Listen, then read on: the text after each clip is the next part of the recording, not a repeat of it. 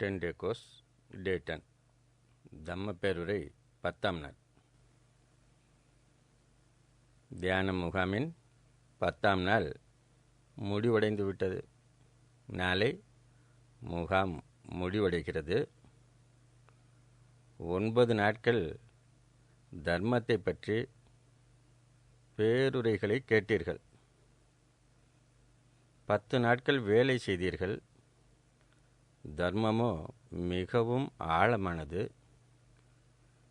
இப்போது நீங்கள் பார்த்திருப்பதோ மிகவும் மேலெழுந்த வாரியாக இருப்பதைத்தான். மிகவும் சிறிய அடி எடுத்து வைத்துள்ளீர்கள். மிகவும் ஆழமான நிலைகள் வரை உண்மையை அனுபவிக்க வேண்டும். ஆனால் அதை பற்றி இன்று பேச மாட்டோம். சித்தாந்தங்களும் பயிற்சியும் ஒன்றோடு ஒன்று ஒட்டி போக வேண்டும்.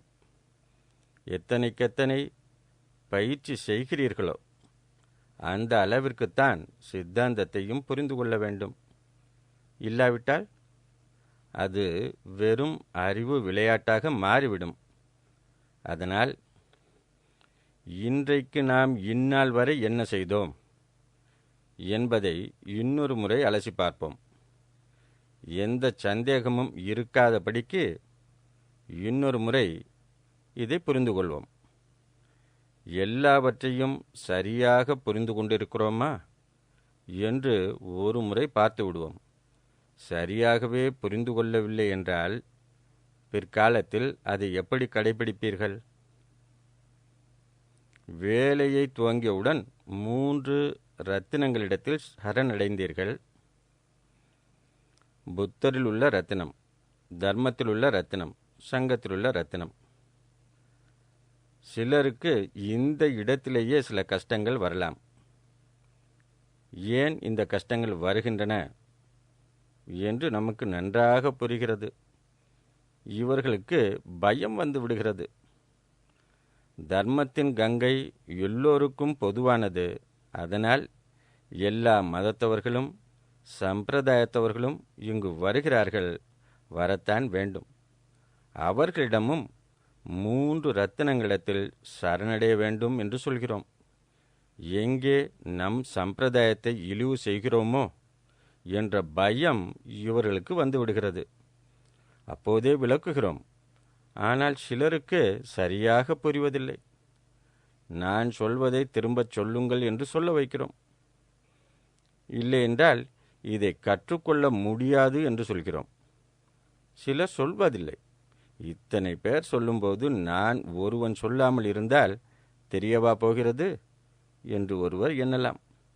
சரியாக புரியாததால் இம்மாதிரியான எண்ணங்கள் வருகின்றன.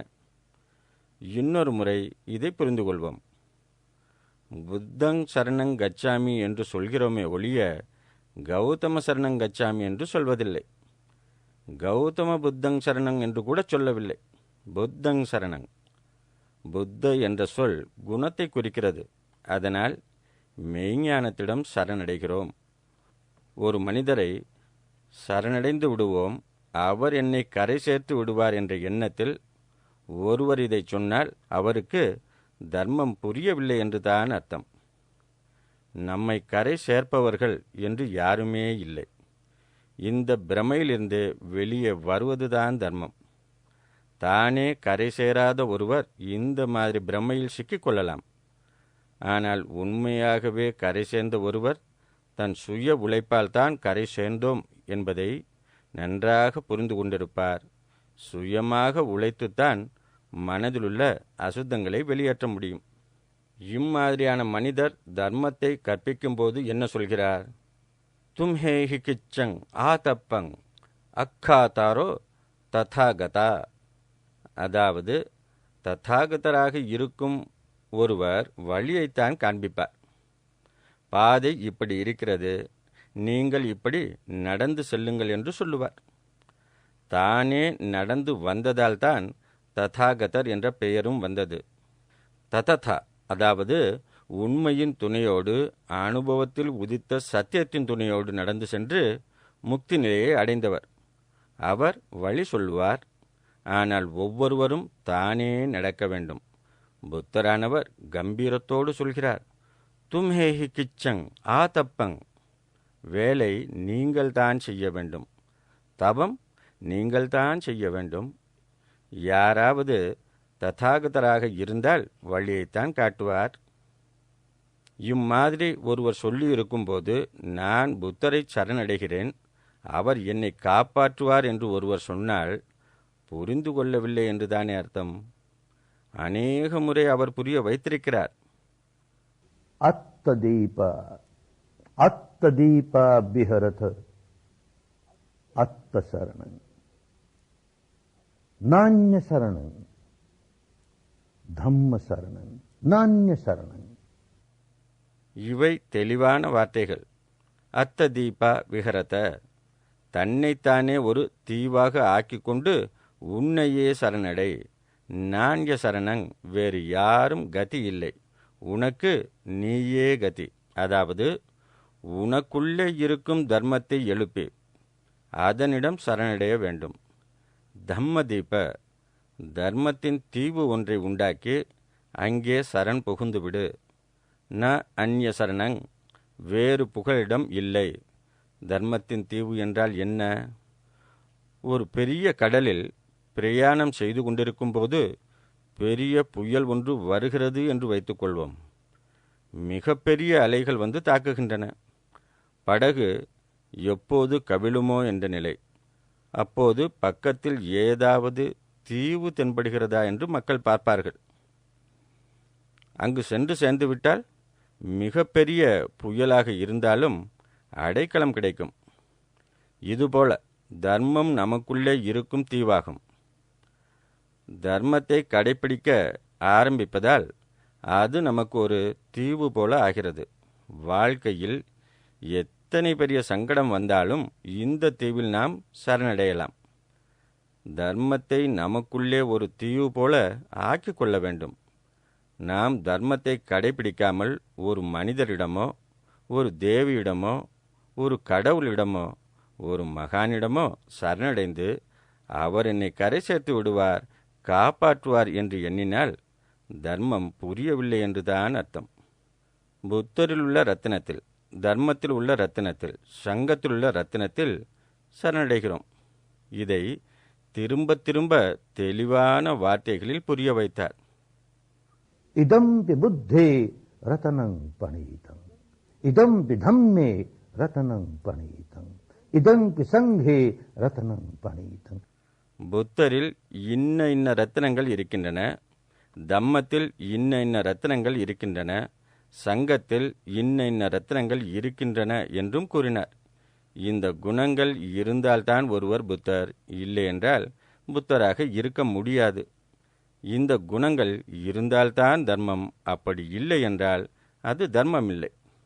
அதேபோல இந்த குணங்கள் இருந்தால்தான் ஒருவரை சங்க என்று அழைக்கலாம்.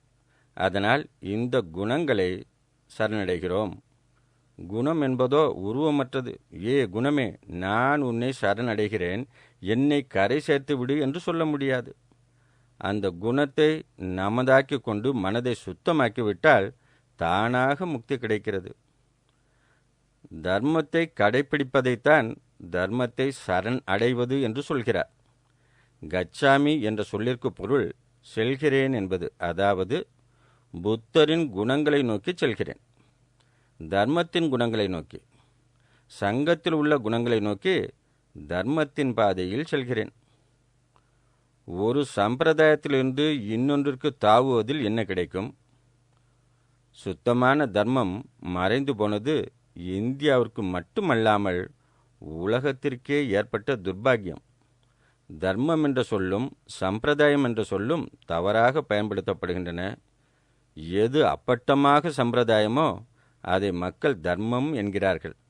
தர்மம் என்ற வார்த்தை பல இடங்களில் மதத்தையும் அதை தழுவிய சம்பிரதாயங்களையும் குறிக்க பயன்படுத்தப்படுகிறது.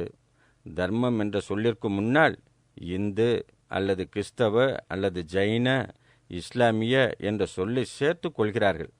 வெறும் தர்மம் என்ற சொல்லிற்கு பல இடங்களில் அர்த்தமே இல்லாதது போல ஆகிவிட்டது. இது சரியல்ல. தர்மம் என்ற சொல்லோ தனியாக நிற்கக்கூடியது, மிக பெரும் மகத்துவம் வாய்ந்தது. அது காலத்திற்கு அப்பாற்பட்ட இயற்கை நியதிகளை எல்லோர் மேலும் ஒரே மாதிரி ஆதிக்கம் செலுத்தக்கூடிய ஒன்றை, உலகில் ஒவ்வொரு அணுவின் செயல்பாட்டையும் நிர்ணயிக்கும் ஒன்றை, உயிர் உள்ளவைகளாக இருந்தாலும் உயிர் அற்றவைகளாக இருந்தாலும் அவற்றின் செயல்பாட்டை நிர்ணயிக்கும் ஒன்றைத்தான் தர்மம் என்கிறோம். அந்த நாள் பாரதத்தில் இதைத்தான் தர்மம் என்று கூறினார்கள். அதை எப்படி இந்து, பௌத்த, கிறிஸ்தவ, ஜைன என்று அழைக்க முடியும்? இந்த சமூகத்தில் ஒரு வகையான உடைகள் அணிபவர்களுக்கு, ஒரு வகையான பண்டிகைகள் கொண்டாடுபவர்களுக்கு, ஒரு வகையான விரத உபவாசங்கள் இருப்பவர்களுக்கு, ஒரு வகையான சித்தாந்தத்தில் நம்பிக்கை உள்ளவர்களுக்கு தனிப்பட்ட முறையில் எப்படி தர்மம் சொந்தமாக முடியும்? தர்மத்திற்கும் இவைகளுக்கும் எந்தவித சம்பந்தமும் இல்லை, துளியும் சம்பந்தமில்லை. தர்மம் இயற்கையின் நியதி. நெருப்பின் தர்மம் எரிவதும் எரிப்பதும். இது விதி, நியதி, அதன் குணம். தர்மம் என்ற சொல்லிற்கு சுபாவம், குணம் என்றும் பொருள் இருந்தது. அந்த நாளைய பாரதத்தில் குணம், தர்மம், சுபாவம், லட்சணம் என்பவை சம அர்த்தம் உடைய சொற்களாக இருந்தன. எரியவில்லை, எரிக்கவில்லை என்றால் அது நெருப்பு இல்லை. அதேபோல பனியின் சுபாவம் குளிர்ச்சியாக இருப்பதும் குளிர வைப்பதும் தான். அப்படி செய்யவில்லை என்றால் அது பனி அல்ல, வேறு ஏதோ ஒன்று. அதேபோல இயற்கையின் நியமங்கள் எல்லோருக்கும் பொருத்தமானவை. மன அசுத்தங்களின் தர்மம் நிம்மதி இன்மையும் நிம்மதி இன்மையையும் கொடுப்பதுதான். ஒருவர் தானும் நிம்மதி இழப்பார், மற்றவரின் நிம்மதியையும் குலைப்பார். அந்த அசுத்தம் நீங்கிவிட்டது என்று வைத்துக்கொள்வோம். சுத்தமான மனதின் தர்மம் சுகத்தையும் சாந்தியையும் தருவது.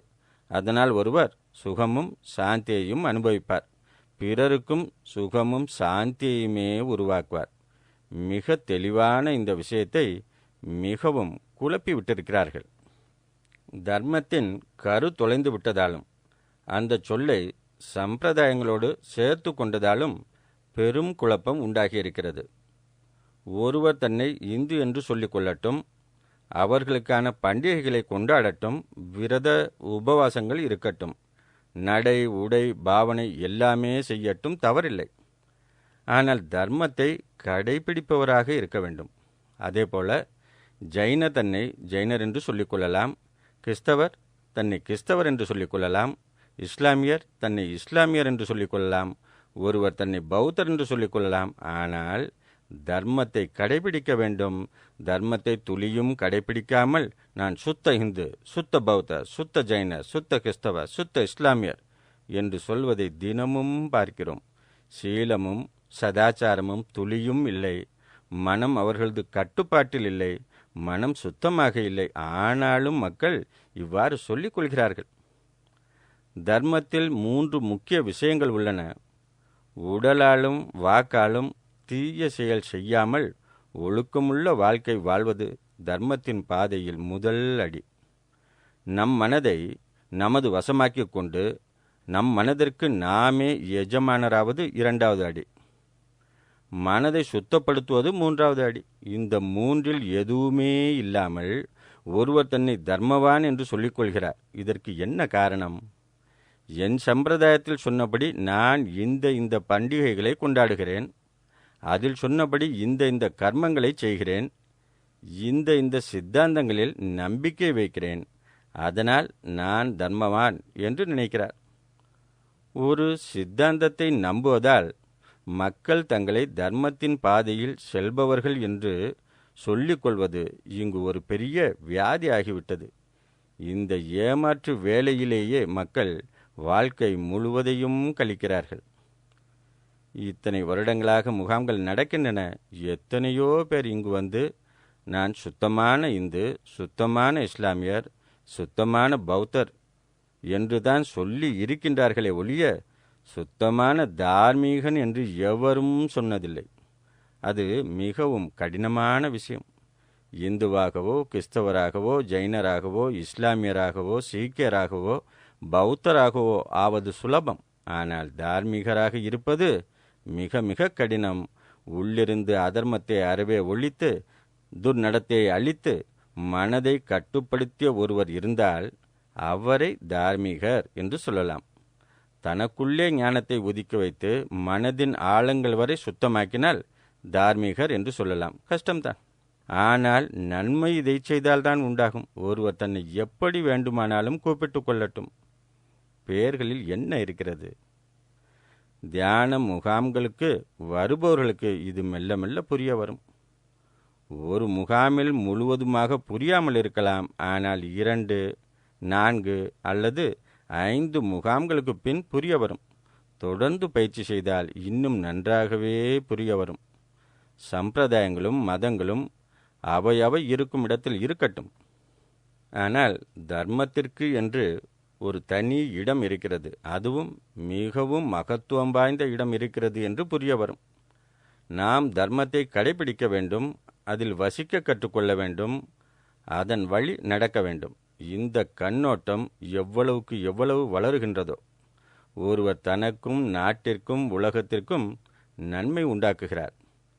தர்மத்திற்கும் நன்னடத்தைக்கும் தூய மனதிற்கும் ஒருவர் முக்கியத்துவம் கொடுக்கிறார். மீதம் உள்ள விஷயங்களெல்லாம் அவை இருக்கும் இடத்தில் இருக்கலாம். ஆனால் இவையோ தனியாகவே முழுமையானவை, சுத்தமானவை. மனித சமூகம்தான்.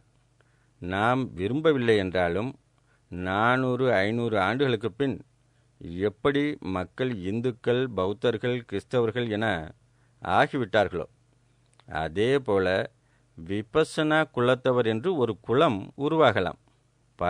பரம்பரையாக விபஸ்ஸனா குலத்தவர் என்று ஒருவர் விபஸ்ஸனா தியானம் செய்தாலும் செய்யாவிட்டாலும் தன்னை சொல்லிக்கொள்ளலாம்.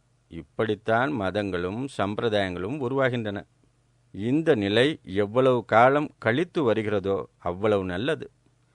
எத்தனை காலம் தர்மம் அதன் சுத்தமான வடிவில் மக்களிடையே இருக்கிறதோ அவ்வளவு நல்லது.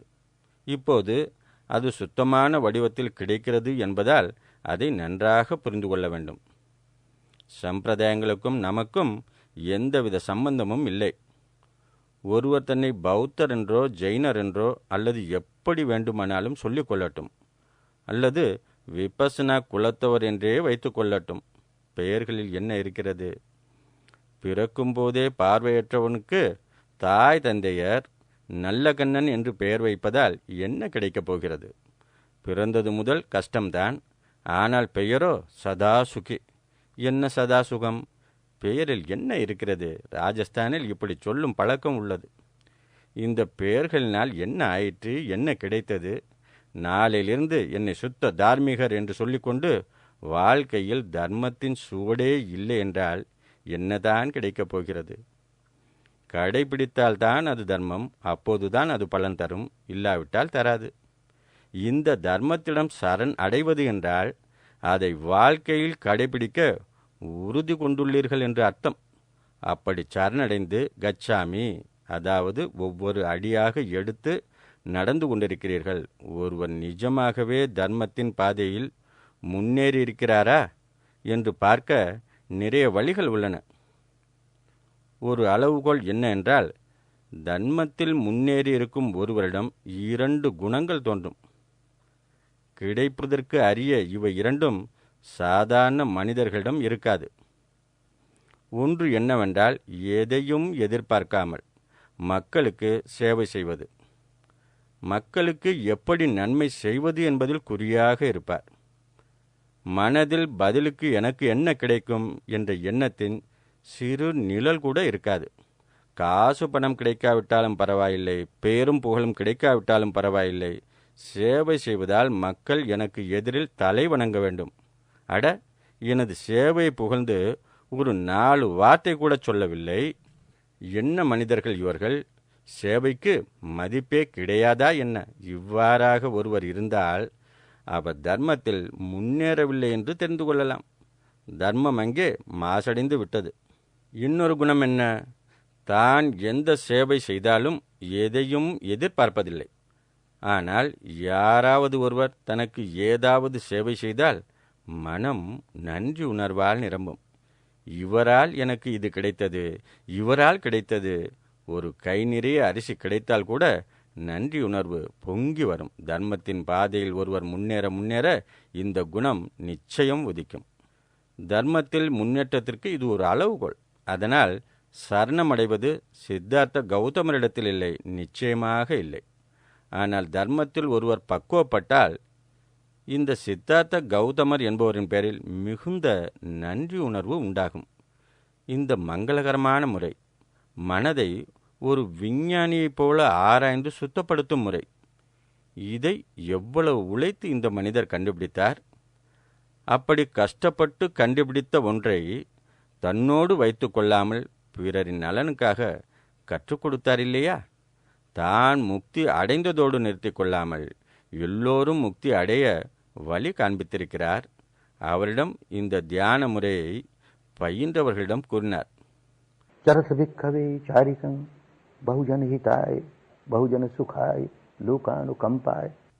மக்களிடம் கருணை வைத்து அவர்களின் நன்மைக்காக, அவர்களின் சுகத்திற்காக செல்லுங்கள், தனக்காக என்று இல்லை. இதனால் எத்தனை முடியுமோ அத்தனை பேர் நன்மை அடையட்டும். இந்த மனதுடன் இவர் இப்படி செய்யவில்லை என்றால் இன்று நமக்கு எப்படி கிடைத்திருக்கும்? சித்தாந்தங்கள் என்னவோ புத்தருக்கு முன்னாலும் இருந்தன, புத்தரின் காலத்திலும் இருந்தன, அவர் காலத்திற்கு பின்னாலும் இருந்தன. மனதை சுத்தப்படுத்துங்கள், அசுத்தங்களை வெளியேற்றுங்கள், விருப்பு வெறுப்புகள் இல்லாமல் இருக்க வேண்டும் என்ற இந்த வார்த்தைகள் மறைவதில்லை. தியான முறை மறைந்து விடுகிறது. எனது அனுபவத்தை சொல்கிறேன். மிகவும் வைதீக இந்து குடும்பத்தில் பிறந்தேன். எல்லா சித்தாந்தங்களையும் சிறு வயதிலிருந்து படித்து வந்தேன். கீதை, உபனிஷத் விஷயங்கள் என அறிவால் நிறையவே புரிந்து கொண்டேன். இவையெல்லாம் தர்மத்தை பற்றிய விஷயங்கள். ஆசா பாசங்களிலிருந்து விடுபட வேண்டும், ஜீவன் முக்தி அடைய வேண்டும், ஸ்தித பிரஜனாக இருக்க வேண்டும். ஸ்தித பிரஜனின் குணங்கள் இவை என்று நிறையவே படித்திருந்தேன். ஆனால் இவ்வாறு எப்படி மாறுவது என்று சொல்பவர் யாருமே இல்லை. எப்படி மாறுவது என்ற முறை மறைந்து விட்டிருந்தது. அறிவால் யோசித்து ஒருவர் விருப்பு வெறுப்புகளிலிருந்து விடுபடுவது என்பது முடியாத காரியம். மனதின் மேல்மட்டம் வேண்டுமென்றால் சுத்தமாகலாம். ஆனால் மீதமுள்ள பெரிய பகுதியான ஆழ்மனது அப்படியே தான் இருக்கும். இந்த சித்தாந்தங்கள் எல்லாம் நன்றாக இருக்கின்றன, ஆனால் எனக்குள் இவை வரவில்லையே என்ற ஏக்கம் இருந்தது. என்னுடைய முதல் தியான முகாமிலேயே சிறிது தயக்கத்தோடு தான் ஆசிரியரிடம் சென்றேன். இது பௌத்தர்களின் முறை என்ற எண்ணம் மனதில் இருந்தது. எனது சம்பிரதாயம் என்ற கண்ணாடியை நான் அணிந்திருந்ததால் எல்லோரும் சம்பிரதாயவாதிகளாகத்தான் தெரிந்தார்கள். குருதேவர் இது சம்பிரதாயம் இல்லை என்று என்னதான் சொன்னாலும் எனது கண்களை இந்த கண்ணாடி மூடி இருந்ததால் உண்மை அப்பொழுது எனக்கு சரியாக தெரியவில்லை. ஆனால் 4-5 நாட்கள் கழிந்த பிறகு ஆச்சரியமடைந்து விட்டேன். இந்த முறை எங்குமே சொல்லப்படவில்லையே. எங்குமே உபதேசங்கள் தான் இருந்தன. கீதை, உபனிஷத் என்று எத்தனையோ படித்திருக்கிறேன். படித்ததை நிறைய பேருக்கு உபதேசமும் செய்திருக்கிறேன். ஆனாலும் வாழ்க்கையில் வரவில்லையே என்று இருந்தது. இந்த மனிதர் வாழ்க்கையில் இவைகளை கொண்டு வர ஒரு முறையை கண்டுபிடித்து கற்பித்தாரே என்ற எண்ணத்தில் நன்றியுணர்ச்சி பொங்கியது. ஒருவருக்கு நல்ல நல்ல இனிப்பு பதார்த்தங்களின் வர்ணனை கிடைத்து கொண்டே இருக்கிறது என்று வைத்துக்கொள்வோம். இந்த இனிப்பை சாப்பிட்டே ஆக வேண்டும், அவ்வளவு நன்றாக இருக்கும் என்று திரும்ப திரும்ப ஒருவர் கேள்விப்பட்டு கொண்டே இருக்கிறார். ஒரு நாள் ஒரு மனிதர் நிஜமாகவே அந்த இனிப்பை சாப்பிடு என்று கொடுக்கிறார். யாருக்கு நீங்கள் அதிகமாக கடன் பட்டிருப்பீர்கள்? வாழ்க்கை முழுவதும் தர்மத்தை பற்றியும் முக்தியை பற்றியும் வர்ணனைகளை கேட்டுக்கொண்டிருந்தீர்கள். இனிப்பின் வர்ணனை இது. ஆனால் வாயில் ஒருவர் அந்த இனிப்பை வைத்து ருசித்துப்பார் என்று சொன்னால் அந்த மனிதருக்கு நாம் கடன் பட்டுத்தானே ஆக வேண்டும். அதனால் இந்த சித்தார்த்த கௌதமர் என்ற புத்தரின் பேரில் நன்றியுணர்ச்சி எழுந்தால் அது தர்மத்தில் முன்னேறியதற்கான அறிகுறி. ஆனால் இவர் கண்டுபிடித்த இந்த முறை பலருடைய துன்பங்கள் நீங்க காரணமாக இருந்து 400-500 ஆண்டுகளுக்கு சுத்தமாக இருந்தது. அண்டை நாடுகளுக்கும் பரவியது. ஆனால் அதற்கு பின் எல்லா இடங்களிலும் மறைந்து விட்டது. அண்டை நாடுகளில் ஒன்றே ஒன்று இதை காப்பாற்றி வைத்திருந்தது. அங்கும் பலர் இதை சுத்தமாக வைத்திருக்கவில்லை. ஆனால் ஒரு சிலர் மட்டும், மிகச்சிலர் மட்டும் இதை ஒரு தலைமுறையிலிருந்து அடுத்த தலைமுறை என்று இந்த முறையை சுத்தமான வடிவத்தில் பாதுகாத்து வந்தனர். அதனால் இவர்களின் பாலும் நன்றி உணர்ச்சி உதிக்கிறது. எனக்காகத்தான் புத்தர் இந்த முறையை கண்டுபிடித்தாரோ என்று நினைக்க தோன்றுகிறது. நன்றி உணர்ச்சி பெருகுகிறது. இந்த நல்ல குணங்கள் துளியும் வரவில்லை என்றால் மனம் இன்னும் பக்குவப்படவில்லை என்று அர்த்தம். மெல்ல மெல்ல முன்னேற்றம் வரும். சிறிது காலம் ஆகலாம். சம்பிரதாயம் என்ற திரை மிகவும் கனமானது. அது உடைவதற்கு பல நாட்கள் ஆகலாம். ஒருவர் 10 அல்ல 20 அல்ல 25 30 முகாம்களில் பங்கேற்று கொண்ட பிறகு நம்மிடம் வந்து சொல்கிறார், கோயங்கா அவர்களே, நீங்கள் கொண்டு வந்திருக்கும் இந்த ரத்தினம் உலகில் வேறு எங்குமே இல்லை. இதை நீங்கள் கொண்டு வந்து எல்லோருக்கும் மிகுந்த நன்மை செய்துள்ளீர்கள். வாழ்நாள் முழுவதும் நான் இந்த தியானம் செய்வேன். ஆனால் நான் என்னுடைய பரம்பரை தர்மத்தை தான் கடைபிடிப்பேன் என்று கூறுகிறார். இவரை பார்த்து நான் எண்ணிக்கொண்டேன், இந்த ஆள் என்ன தர்மத்தை கடைபிடிக்கப் போகிறார்? சீலத்தை கடைபிடிப்பது இவருக்கு தர்மமாக தெரியவில்லை. சமாதியை பழகுவது இவருக்கு தர்மமாக தெரியவில்லை. மனதை சுத்தமாக்கி விருப்பு வெறுப்புகள் இல்லாமல் செய்வது இவருக்கு தர்மமாகப்படவில்லை. இதெல்லாம் இவருக்கு வெறும் தியான முறைதான். ஏதோ பயன் இருக்கிறது, அதனால் செய்கிறேன் என்று சொல்கிறார். ஆனால் தனது பரம்பரை தர்மத்தை கடைபிடிப்பேன் என்கிறார். பாவம், இவருக்கு புரியவில்லை. அவரை பொறுத்தவரையில் அவரது பரம்பரை வழக்கப்படி செய்ய வேண்டிய கர்மங்கள், விரதங்கள், உபவாசங்கள், நம்பிக்கை வைக்க வேண்டிய சித்தாந்தங்கள் இவைதான் தர்மம். இது ஏதோ ஒரு தியான முறை. அதை பொறுத்தவரையில் அது சரிதான். ஆனால் தர்மம் என்பது வேறு. நம் நாட்டில் என்ன நிலைமை பார்த்தீர்களா? தர்மத்தின் ஆழமான மகத்துவத்தை மறந்துவிட்டு சம்பிரதாய வழக்கங்களின் பேரில் ஆழ்ந்த பற்றுதலை உண்டாக்கி இருக்கிறோம். இது மாற நாளாகும் போல இருக்கிறது. சிலர் இருக்கிறார்கள், மிகவும் புண்ணியம் செய்தவர்கள், பாக்கியவான்கள். இவர்களுக்கு ஓரிரண்டு முகாம்கள் பங்கேற்ற உடனே விஷயம் புரிந்து விடுகிறது. இவர்கள் சம்பிரதாயத்தில் பற்று உள்ளவர்களை பார்த்து வெறுப்பு கொள்வதில்லை, அன்பும் கருணையுமே கொள்கிறார்கள். இவையெல்லாம் வெளி உலகத்தில் நடக்கும் விஷயங்கள். அவைகள் தங்கள் இடத்தில் இருக்கலாம். ஆனால் சுத்த தர்மம் என்ன என்றால், நான் எப்படி ஒழுக்கம் உள்ளவனாக ஆக முடியும்? என்னுடைய சீலத்தில் மாசு ஏற்படாமல் இருப்பது எப்படி? என்னுடைய சமாதி முழுமையாக இருக்கிறதா? ஞானம் உதித்திருக்கிறதா? மனதின் ஆழங்கள் சுத்தமாக இருக்கிறதா? மனதில் கருணையும் நட்பார்வமும் உதிக்கிறதா? இவைதான் முக்கியம். பெரும்பாலான மக்களுக்கு இது புரிந்து விடுகிறது. முன்னால் சொன்னது உதாரணத்திற்குத்தான். சிலர் எவ்வாறு குழம்பி இருக்கிறார்கள், அந்த குழப்பத்திலிருந்து வெளியே வருவது எவ்வளவு கடினம் என்பதை உணர்த்துவதற்காகத்தான். இவ்வாறு குழம்பி இருப்பவர்கள் ஒரு சிலர்தான். நாம் மனதில் நன்றாக புரிந்து கொள்ள வேண்டிய 2 விஷயங்கள் என்னவென்றால், நாம் சரணடைவது எந்த ஒரு தனி மனிதரிடத்திலும் இல்லை. நாம் குணங்களில்தான் சரணடைகிறோம். குணங்கள் எல்லோருக்கும் பொதுவானவை. தன்னை இந்து என்றோ இஸ்லாமியர் என்றோ ஜெயினர் என்றோ பௌத்தர் என்றோ சொல்பவர்களாக இருந்தாலும் இந்த குணங்கள் அவர்களிடத்தில் இருக்கலாம்.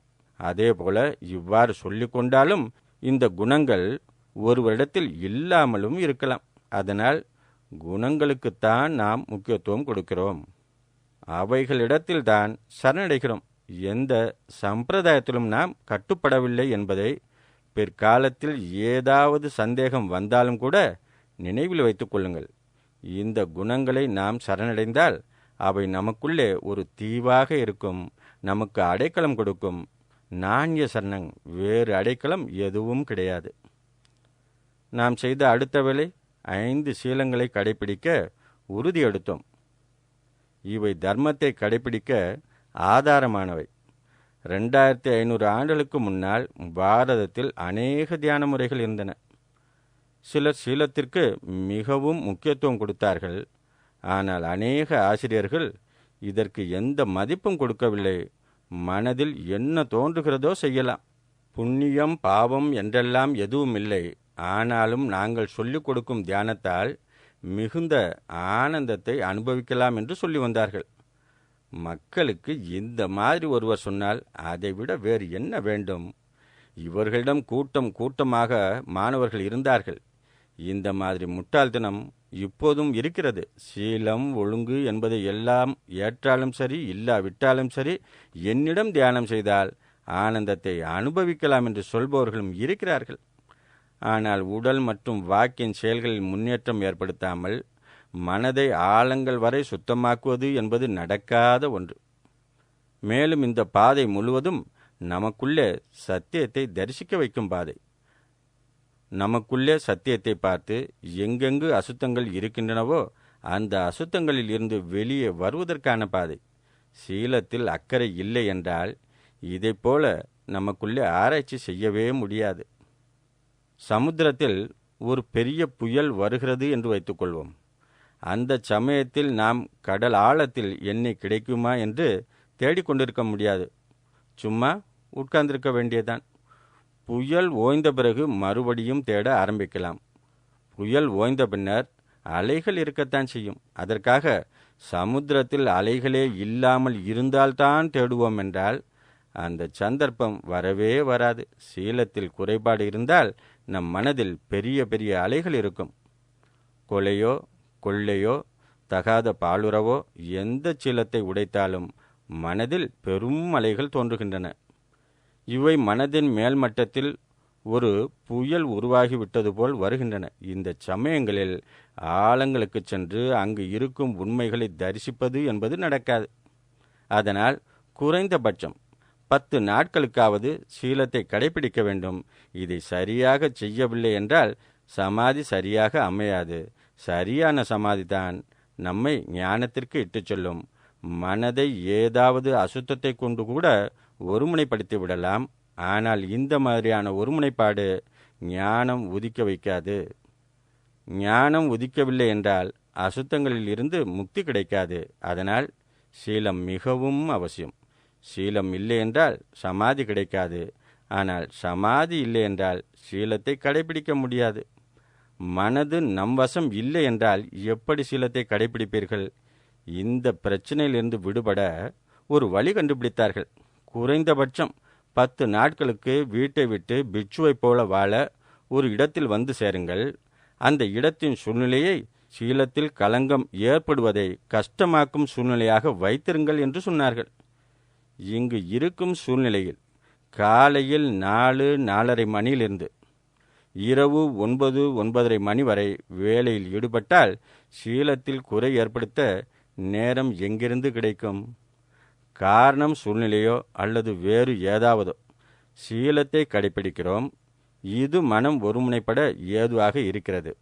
சரியான முறையில் மனம் ஒருமுனைப்படுவதால் மனதில் ஞானம் உதிக்கிறது. ஞானம் உதிக்க ஆரம்பித்தால் சமாதி பலமடைகிறது. அது சீலத்தை பலப்படுத்துகிறது. இந்த மூன்றும் ஒன்றை ஒன்று பலப்படுத்துகின்றன. சீலம் சமாதிக்கு உதவுகிறது. சமாதி சீலத்திற்கு உதவுகிறது.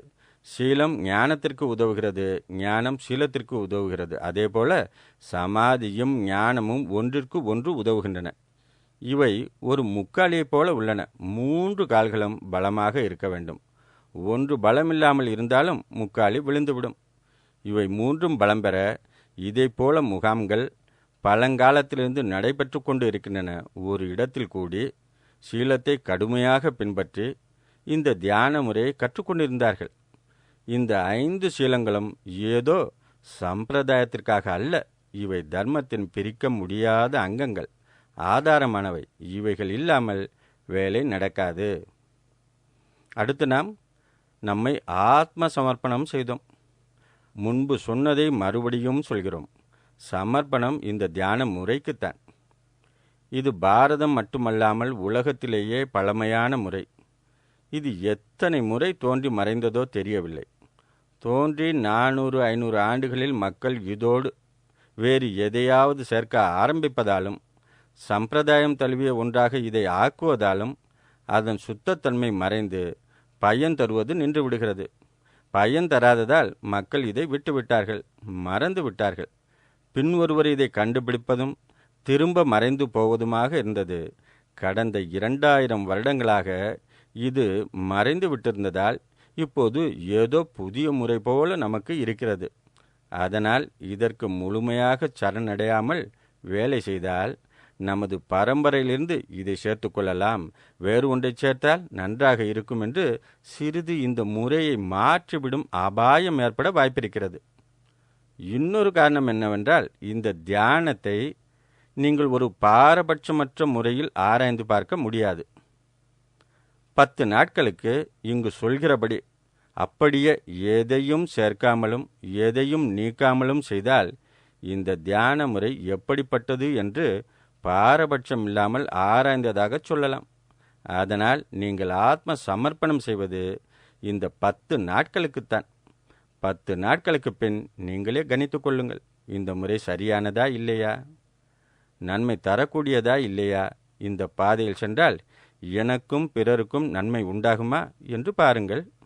இதில் விசுவாசம் ஏற்பட்டு புரிந்து கொண்டால் மட்டுமே இந்த பாதையில் செல்லுங்கள். ஆனால் இந்த 10 நாட்களுக்கு சமர்ப்பணம் மிகவும் அவசியம். என்ன விதிமுறைகள் இருக்கின்றனவோ, கால நேர நியமங்கள் இருக்கின்றனவோ, தியானத்தின் தூய செயல்முறை எல்லாவற்றிற்கும் இந்த 10 நாட்களுக்கு பூரண சமர்ப்பணம். இதற்கு பின் தர்மத்திற்கான முறையான வேண்டுகோள் விடுத்து வேலையை ஆரம்பித்தீர்கள். 3-3.5 நாட்களுக்கு ஆனாபான செய்தீர்கள். அப்போது சொன்னதை இன்னொரு முறை இப்போது நினைவுபடுத்த விரும்புகிறோம். இது சுவாச பயிற்சி இல்லை, சுவாச காற்றை கட்டுப்படுத்துவது நம் வேலை இல்லை. இந்த முழு பாதையும் உள்ளதை உள்ளபடி காணும் பாதை. யதாபூத ஞான தர்சன. யதாபூத எப்படி இருக்கிறதோ அதை ஞானத்தோடு பார்ப்பது. மூச்சு ஆழமாக இருந்தால் ஆழமாக இருக்கிறது என்று தெரிந்து கொள்ள வேண்டும். ஆழம் இல்லை என்றால் ஆழம் இல்லை என்று தெரிந்து கொள்ள வேண்டும்.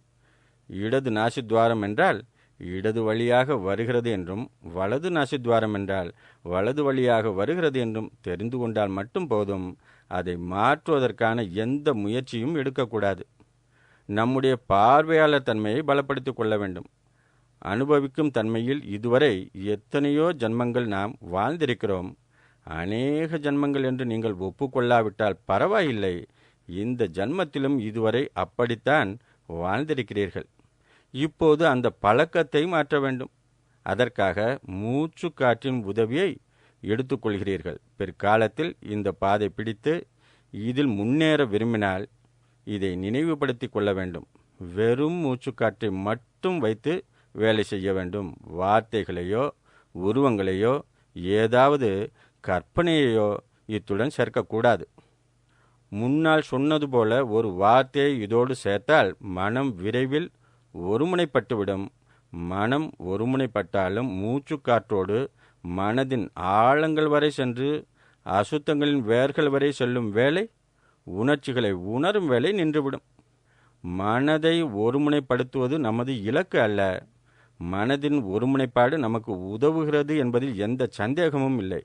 ஆனால் நமக்கோ மனதின் ஒருமுனைப்பாட்டின் மூலம் நமது ஞானத்தை எழுப்ப வேண்டும். மனதின் அசுத்தங்களை களைய வேண்டும். மனதை சுத்தமாக்க வேண்டும். இது நடக்காமல் மனம் ஒருமுனைப்பட்டு மனதில் மேல்மட்டம் மட்டும் சிறிது சுத்தமடைந்தால் நமது லட்சியம் நிறைவேறவில்லை. அதனால் மூச்சுக்காற்றோடு எதையும் சேர்க்காதீர்கள். எதையாவது திரும்ப திரும்ப சொல்லிக் கொண்டிருந்தால் அந்த சம்பிரதாயத்தைச் சேர்ந்தவராக ஆகிறீர்கள் என்பது இன்னொரு விஷயம். ஒரு வார்த்தையை சேர்த்துக்கொள்வது என்றால் ஒரு தேவியின் பெயரோ கடவுளின் பெயரோ தனித்தனி சம்பிரதாயங்களில் என்ன சொல்கிறார்களோ அதை எடுத்துக்கொள்வீர்கள். அதனால் திசை மாறிவிடுவீர்கள். எந்த ஒரு சம்பிரதாயத்தைச் சேர்ந்த வார்த்தையும் இல்லாமல் மதச்சார்பற்ற வார்த்தைகள் என்று எதையாவது எடுத்துக்கொண்டாலும் கூட, உதாரணத்திற்கு காற்று உள்ளே சென்றால் உள்ளே என்றும் வெளியே சென்றால் வெளியே என்று சொன்னால் கூட அபாயம் இருக்கிறது. மனம் இதை திரும்ப திரும்ப சொல்ல ஆரம்பித்தவுடன் காற்று உள்ளே செல்லவில்லை என்றாலும் உள்ளே என்றும் வெளியே செல்லவில்லை என்றாலும் வெளியே என்றும் சொல்ல ஆரம்பிக்கும். மூச்சு காற்றை கவனிக்கும் வேலை நின்றுவிடும். எந்த வார்த்தையையும் சேர்க்காதீர்கள். அதேபோல எந்த உருவத்தையும் சேர்க்காதீர்கள். இல்லாவிட்டால் அது முக்கியமாகி மூச்சு காற்றின் மீது கவனம் குறைந்துவிடும். தானாக நடப்பதை கவனியுங்கள். மூச்சு காற்றை கவனிக்க ஆரம்பித்து 3 நாட்களில் மெல்ல மெல்ல உணர்ச்சிகளையும் கவனிக்க ஆரம்பித்தீர்கள். ஏதாவது வார்த்தையை சேர்த்திருந்தால் உணர்ச்சிகளை உணர்வது முடியாமல் போகலாம். அப்படியே முடிந்தாலும் இவ்வளவு தெளிவாக உணர முடியாது. ஒரு உருவம், நிறம், வெளிச்சம் என்று எதையாவது சேர்த்து கொண்டால் கூட உணர்ச்சிகளை உணர முடியாது. வண்டி நின்றுவிடும். இப்போது நீங்கள் உணர்ச்சிகளை உணர்கிறீர்கள். புத்தரின் மெய்ஞானம் இதுதான்.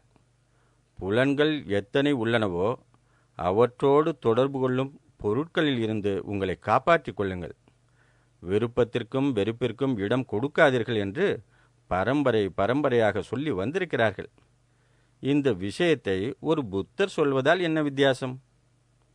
புலன்களோடு தொடர்பு கொள்ளும் பொருட்கள் என்பவை வெளியே சொல்லப்படும் வார்த்தைகள், தெரியும் உருவம், வாசனை, சுவை, தொட்டுணர்ச்சி மற்றும் மனதோடு தொடர்பு கொள்ளும் சிந்தனைகள்.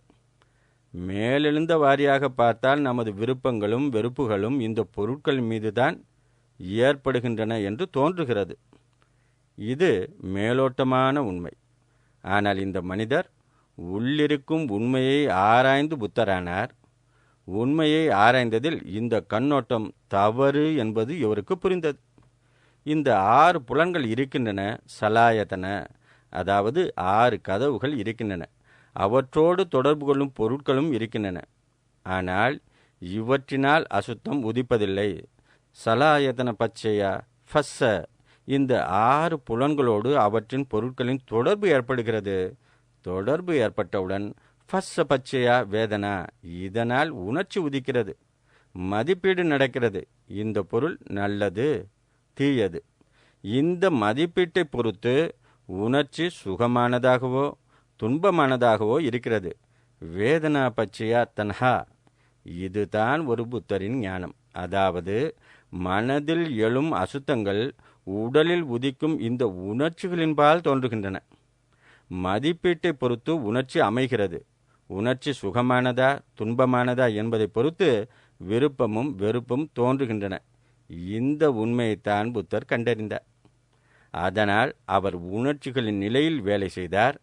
ஒருவர் உணர்ச்சிகளின் நிலைக்கு செல்லாமல் நான் விருப்பத்தையும் வெறுப்பையும் மனதிலிருந்து எடுக்கிறேன் என்று சொன்னால் அவர் மனதின் மேல் மட்டத்தில் தான் வேலை செய்கிறார். அதனாலும் பயன் இருக்கிறது. ஆனால் மனதின் ஆழத்தில் அடிவேர் வரை சுத்தப்படுத்த முடியவே முடியாது. நமது ஆள் மனது இரவும் பகலும் 24 மணி நேரமும் உடலின் உணர்ச்சிகளை உணர்ந்து கொண்டு அவற்றிற்கு எதிர்ச்செய்கை செய்து கொண்டே இருக்கிறது. அது செய்யும் வேலையெல்லாம் இதுதான். ஜென்ம ஜென்மங்களாக இதன் சுபாவம் இப்படி இருந்திருக்கிறது. இந்த சுபாவம் மாறும் வரை மனது ஆழங்கள் வரை சுத்தமாக இயலாது. மேலெழுந்த வாரியாக நாம் என்ன வேண்டுமானாலும் செய்யலாம். இரவில் ஆழ்ந்த உறக்கத்தில் இருந்தால் ஒரு கொசு நம்மை கடித்தால் கூட மேல் மனதிற்கு ஒன்றுமே தெரியாது. ஆனால் ஆழ்மனம் அதை உடனே துன்பமான உணர்ச்சி என்று அடையாளம் கண்டு அதை விரட்டுகிறது. பிறகு ஏற்படும் அரிப்பையும் அது உணர்கிறது.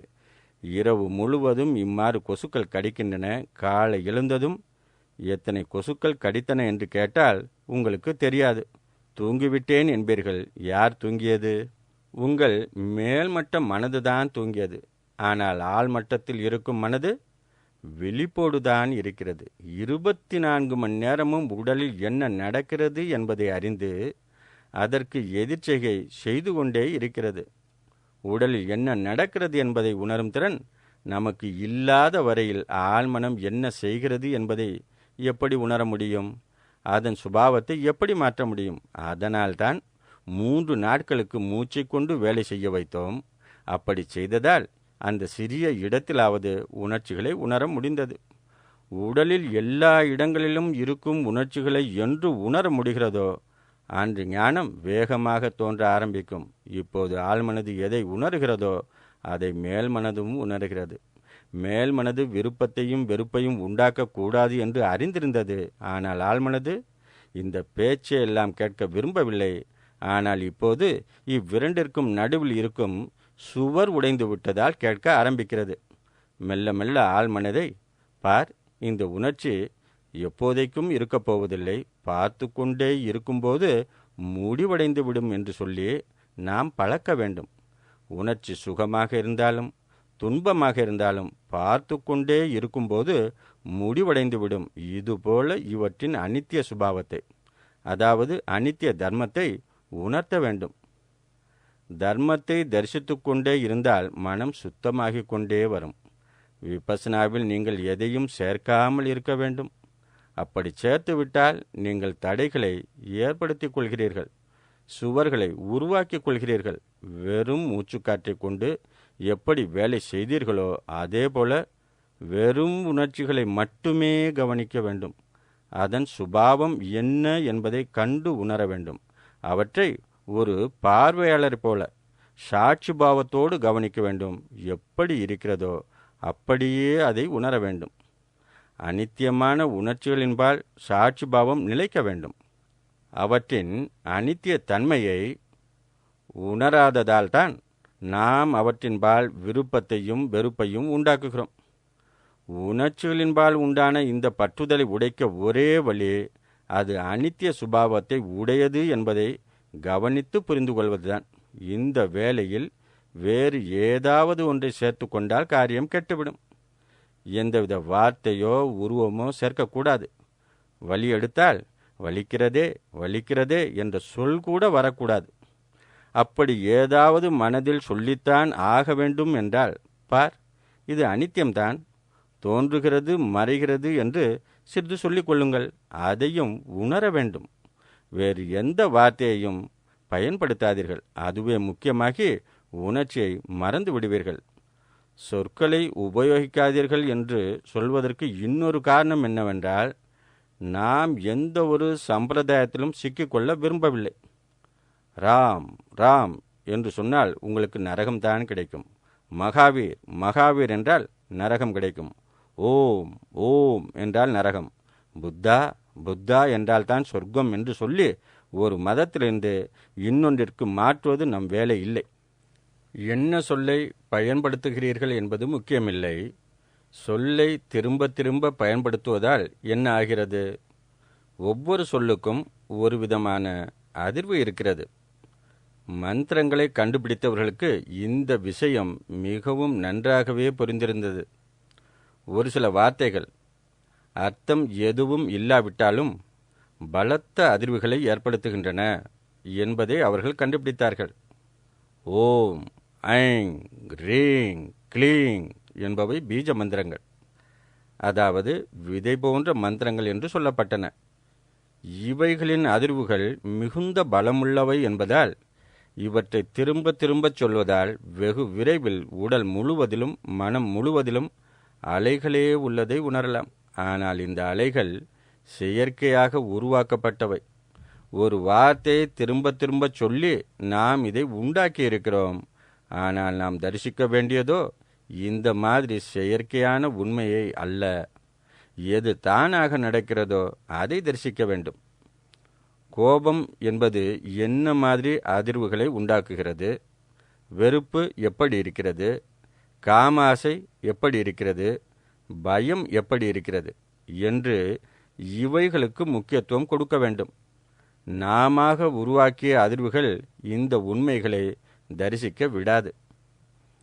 ஆழ் மனதிலிருந்து அசுத்தங்களை வெளியேற்றுவதற்கு இவை இடைஞ்சலாக ஆகிவிடும். அதனால்தான் எந்த வார்த்தையையும் உபயோகிக்க கூடாது என்று சொல்கிறோம். அதேபோல எந்த கற்பனையும் கூடாது. மிகப்பெரிய ஏமாற்று வேலை இது. உருவத்தை வைத்து தியானம் செய்யும் போதெல்லாம் பெரிய பிரமைகள் உண்டாகின்றன. எனது குருதேவரிடம் 14 வருடங்கள் தொடர்பு வைத்து கொண்டிருந்தேன். குடும்ப பொறுப்புகளை நிறைவேற்றி கொண்டிருந்தாலும் அவரோடு தொடர்பு வைத்து கொண்டும் தியான முகாம்களுக்கு சென்று கொண்டும் காலையும் மாலையும் தியானம் செய்து கொண்டும் வாரத்தில் ஒரு நாள் அவரோடு கூடவே இருந்தும் தியானம் செய்ததால் பலரை சந்திக்கும் வாய்ப்பு ஏற்பட்டது. இங்கு வந்து நிறைய அனுபவம் ஏற்பட்டது. உருவங்களை வைத்து தியானம் செய்யும் முறை பெரும் ஏமாற்று வேலைதான். ஒரு உருவத்தை வைத்து திரும்ப திரும்ப தியானம் செய்து கொண்டே இருந்தால் மனம் அதை மூடிய கண்களுக்கு முன்னால் காண்பித்துவிடும். நாமும் தரிசனம் கிடைத்துவிட்டது, மிக பெரிய காரியம் நடந்துவிட்டது என்று நினைத்து கொண்டிருப்போம். என்ன கிடைத்தது? ஏமாற்றத்தில் இருந்தாலும் ஒருவர் தரிசனம் கிடைத்து விட்டது என்று நம்ப ஆரம்பிக்கிறார். இம்மாதிரி பலரை பார்த்த அனுபவம் உண்டு. பர்மாவிலிருந்து வந்த புதிதில் புத்த கயையில் ஒரு முகாம் நடத்தி கொண்டிருந்தேன். அங்கு புத்தருடைய போதனைகளை ஆராய்ச்சி நடத்தி கொண்டிருந்த ஒரு பிட்சு வியட்நாமிலிருந்து வந்திருந்தார். 4வது நாள் விபசனா கற்பித்த உடனே அவருக்கு மிகுந்த பரவசம் உண்டானது. புத்தருடைய வார்த்தைகளாக அவர் உப்பா தவய தம்மினோ, உப்பா தவய தம்மினோ, தோன்றுதல் மறைதல், தோன்றுதல் மறைதல் என்று தினமும் படித்திருக்கிறார். இதுவரை அறிவால் மட்டுமே அனித்தியத்தை புரிந்து கொண்ட இவருக்கு அன்று முதல் முறையாக அனித்தியத்தின் உணர்வு ஏற்பட்டது. அந்த பரவசத்தினால் மிகுந்த நன்றியுணர்ச்சியோடு என்னை பார்க்க வந்தார். உங்களுடைய புண்ணியம் இது. நீங்கள் செய்த கர்மத்தின் பலனால் இது வந்தது. என்னுடைய செயல் என்று ஏதாவது இருந்தால் நான் அதை வீட்டில் இருந்து கொண்டே செய்திருக்கலாம் இல்லையா? 10 நாட்களுக்கு இங்கு உங்களை வர வைக்க தேவையே இல்லையே. ஒவ்வொருவரும் தானே உழைக்க வேண்டும் என்றேன். ஆனாலும் நான் தான் அவருக்கு ஏதோ செய்து விட்டதாக அவருக்கு எண்ணம். அவர் சொன்னார், ஐயா, நீங்கள் இதை செய்து எனக்கு பெரும் நன்மையை செய்திருக்கிறீர்கள். இன்னும் ஒரே ஒரு உபகாரம் செய்ய வேண்டும் என்று கேட்டுக்கொண்டார். என்ன உபகாரம்? ஐயா, எப்படியாவது எனக்கு துஷித தேவலோகத்தின் தரிசனம் கிடைக்கும்படி செய்யுங்கள். எப்படியாவது துஷித தேவலோகத்தின் தரிசனம் கொடுத்து விடுங்கள் என்றார். நானே இன்னும் துஷித தேவலோகத்தை பார்க்கவில்லை.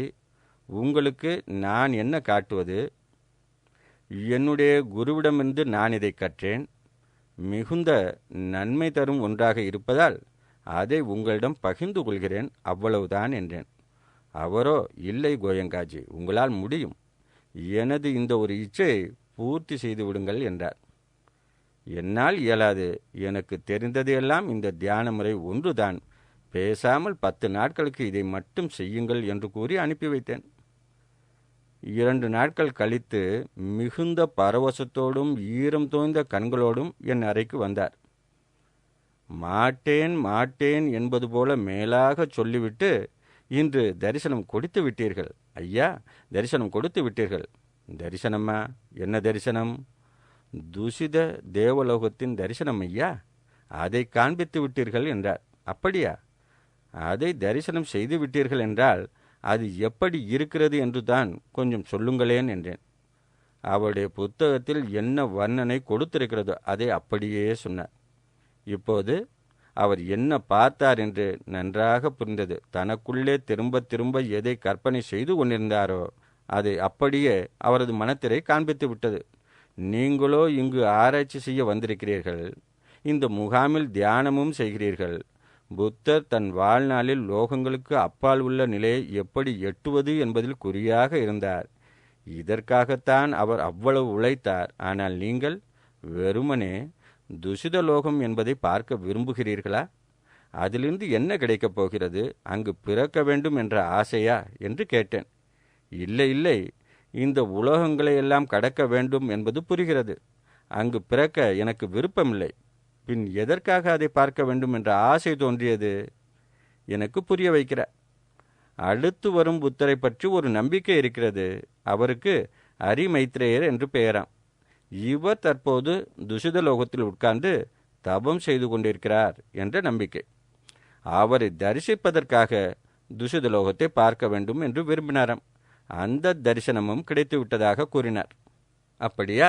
அவர் எப்படி இருந்தார் என்று தான் சொல்லுங்களேன் என்று கேட்டதற்கு, வியட்நாமில் அவருடைய கிராமத்தில் ஒரு அரிமைத்ரேய போதிசத்துவருடைய கோயில் இருக்கிறதாம். அங்கு இருக்கும் சிலை போலவே அவர் தரிசித்த புத்தரும் இருந்தாராம். என்ன சொல்வது? அவருக்கு தரிசித்து விட்டோம் என்ற பிரமை. ஆனால் உண்மையில் அவர் சிறு வயதிலிருந்து பார்த்து வந்த அந்த சிலையின் உருவம் மனதில் ஆழமாக பதிந்து விட்டதால் மனம் அதை திரும்ப படமிட்டு காட்டுகிறது. இவரும் தரிசனம் கிடைத்து விட்டது என்று நினைத்து கொண்டிருக்கிறார். இது பெரிய பிரமை. விபசனா செய்யும் ஒருவர் இந்த பிரமைகளில் சிக்க மாட்டார். இம்மாதிரியான உதாரணங்கள் நிறைய உள்ளன. எனக்கு எனது இஷ்ட தெய்வத்தின் உருவம் தெரிந்தது. நீங்கள் அதை செய்து வைத்ததற்கு நன்றி சொல்கிறேன் என்று நிறைய பேர் வருகிறார்கள்.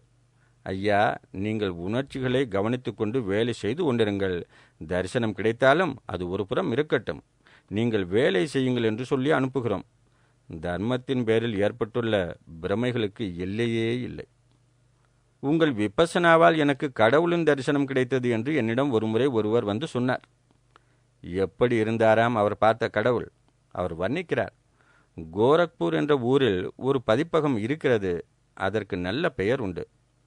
அவர்களிடம் மிகவும் திறனுள்ள ஓவியர்கள் உள்ளார்கள். தெய்வங்களுடைய படங்களை வரைவதில் மிகவும் வல்லவர்கள். இந்த ஓவியங்களை பதிப்பகத்தில் அச்சிடுகிறார்கள். அதில் உள்ள படம் போலவே இருந்தது நான் பார்த்த கடவுளின் உருவம் என்கிறார் அந்த நபர். மேற்கத்திய நாடுகளிலிருந்து வருபவர்களும் சில சமயம் கடவுளை பார்த்ததாக சொல்கிறார்கள். அவர்கள் ஊரில் ஒரு நம்பிக்கை. கடவுள் என்பவரை ஒரு கிழவராகவும் பெரிய வெண்மை நிற தாடி, வெண்மை மீசை, வெள்ளை முடி, நீளமான வெள்ளை ஆடையும் அணிந்திருப்பவராக அவர்கள் நம்புகிறார்கள். இதைப் போலவே கடவுளை கண்டேன் என்று ஒருவர் சொன்னார். கடவுள் அப்படி இருந்தால் எல்லோருக்கும் அதுபோலத்தானே தெரிய வேண்டும். உங்கள் மனதில் என்ன படிந்திருக்கிறதோ அதுதானே வெளியே வந்திருக்கிறது. இதே போல இன்னொரு எனக்கு ஆத்மாவின் தரிசனம் கிடைத்தது என்கிறார். 20 வருடங்களாக தவம் செய்து கொண்டிருந்தேன், ஆனால் கிடைக்கவில்லை. இப்போது உங்களுடைய விபசனா தியானத்தால் தான் கிடைத்தது என்றார். ஆத்மா எப்படி இருந்ததாம்? என் உடலின் அளவே உள்ள ஆத்மா என் முன்னால் வந்து உட்கார்ந்து கொண்டது. அந்த தரிசனம் கிடைத்தது என்றார்.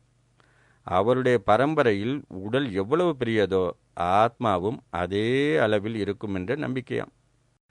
அப்படி என்றால் அதுபோலத்தான் உருவம் கிடைக்கும். வேறு எப்படி கிடைக்கும்? ஆத்மாவின் தரிசனம் கிடைத்து விட்டதென்றால் நீங்கள் இறுதி இலக்கை எட்டிவிட்டீர்களா என்று கேட்டேன். உங்களது மனதில் இப்போது அசுத்தங்கள் எதுவும் இருக்காதே, முக்தி அடைந்து விட்டீர்களா என்று கேட்டதற்கு வாயடைத்து போனார். அசுத்தங்கள் இன்னமும் இருக்கின்றன என்றார் அவர். அப்போது எப்படி ஆத்மாவின் தரிசனம் கிடைத்தது? சிறிது யோசித்துவிட்டு சொல்கிறார். நான் பார்த்த ஆத்மாவில் சிறிய சிறிய கருப்பு புள்ளிகள் இருந்தன. அதனால்தான் மனதின் அசுத்தங்கள் அப்படியே இருக்கின்றன என்றார். அப்படியா? சரி, அசுத்தங்களை மனதிலிருந்து எடுப்பதற்கான வழியைத்தான் நாங்கள் சொல்கிறோம். ஆத்மாவின் தரிசனம் உங்கள் பாடு என்று சொல்லி அனுப்பி வைத்தோம். 2 நாட்களுக்கு பின் திரும்பவும் வந்தார். நேற்று இரவு ஆத்மாவின் சுத்த தரிசனம் கிடைத்தது. எங்கும் அழுக்குகள் எதுவும் இல்லை. அப்படியா? எப்போது இந்த வாய்ப்பு கிடைத்தது? நேற்று இரவு. அவர் என்னை பார்க்க வந்திருந்தபோது காலை 7:30-8 மணி இருந்திருக்கும். அப்போது நீங்கள் ஆத்மாவை பார்த்தபின் இங்கு வரும் வரையில் மனதில் எந்த அசுத்தமும் தோன்றவில்லை இல்லையா? மறுபடியும் வாழைத்து போனார். இரவிலிருந்து காலை வரை எத்தனையோ அசுத்தங்கள் மனதில் தோன்றின. ஆத்மாவின் தரிசனம் கிடைத்து விட்டதென்றால் மனதில் ஏன் அசுத்தங்கள் தோன்ற வேண்டும்? இவையெல்லாம் ஏமாற்று வேலைகள்தான். மனதிலிருந்து அசுத்தங்களை வெளியேற்ற வேண்டும் என்பதுதான் இலக்காக இருக்க வேண்டும். இன்னாருடைய தரிசனம் கிடைப்பது என்பது இலக்கு அல்ல. ஒவ்வொருவருக்கும் ஏதாவது நம்பிக்கை இருக்கும். அதன்படித்தான் இந்த தரிசனம் என்பது கிடைக்கிறது. ஒரு சில பரம்பரைகளில் ஆத்மா என்பது ஒரு விரல் அளவே இருக்கும் என்ற நம்பிக்கை. ஒருவர் என்னிடம் வந்து இதயத்தின் பக்கத்தில் தியானம் செய்து கொண்டிருந்த போது ஒரு குகையொன்று தெரிந்தது. ஆழமான இருட்டான குகை. மிக ஆழமான வெளிச்சமில்லாத அந்த குகைக்குள் நான் செல்வதை பார்த்தேன். அந்த இருட்டின் உள்ளே சென்று கொண்டே இருந்தேன். கடைசியில் வெளிச்சம் தெரிந்தது. அங்கு ஒரு விரலை பார்த்தேன்.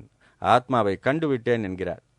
சிலருக்கு ஆத்மா என்பது ஒரு விதை அளவே இருக்கும் என்ற நம்பிக்கை. இவர்களுக்கு விதை தெரியும். சிலருக்கு தலை முடி போல இருக்கும் என்ற நம்பிக்கை இருக்கிறது. அவர்களுக்கு தலைமுடி தெரியும். இந்த உருவங்களால் என்ன கிடைக்கிறது? அப்படி இந்த மாதிரி தரிசனங்களால் உங்களுடைய அசுத்தங்கள் குறைந்து விடுகின்றன என்றால் இவற்றிற்கு அர்த்தம் இருக்கிறது. மன அசுத்தங்கள் அப்படியே தானே இருக்கின்றன.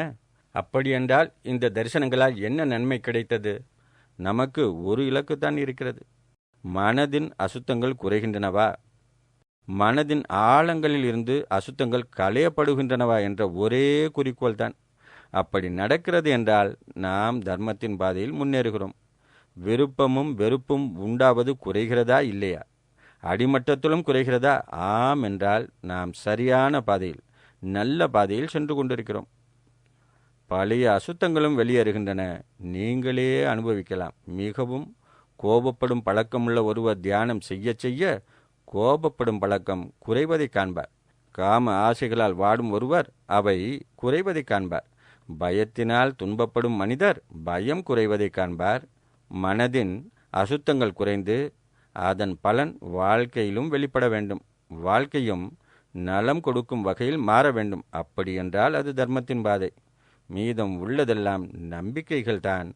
ஆத்மா என்பது ஒருபுறம் இருக்கட்டும், பரமாத்மா இருக்கிறார் என்றால் இருக்கட்டும். அப்போதும் நீங்கள் விருப்பங்களையும் வெறுப்புகளையும் எடுத்தாக வேண்டும் இல்லையா? ஆத்மா இருந்தால் என்ன, இல்லாவிட்டால் என்ன? என்னுடைய அனுபவத்தை கொஞ்சம் சொல்கிறேன். நான் பிறந்து வளர்ந்து பல வருடங்கள் வசித்த நாட்டில் 100ல் 80 பேர் நமக்கு தனித்தனி ஆத்மா உண்டு என்பதை நம்ப மாட்டார்கள். அவர்கள் எல்லோரும் சிறு வயதிலிருந்தே ஆத்மா என்று எதுவும் இல்லை என்றுதான் கேள்விப்பட்டு வந்திருக்கிறார்கள்.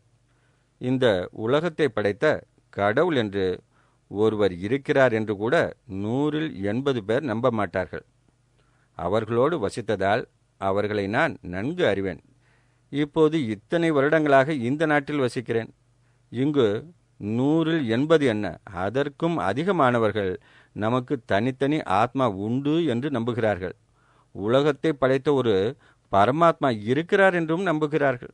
இவர்களையும் நான் எட்டு நின்று பட்சபாதமில்லாமல் பார்க்கிறேன். எனக்கு ஒரு வித்தியாசமும் தெரியவில்லை.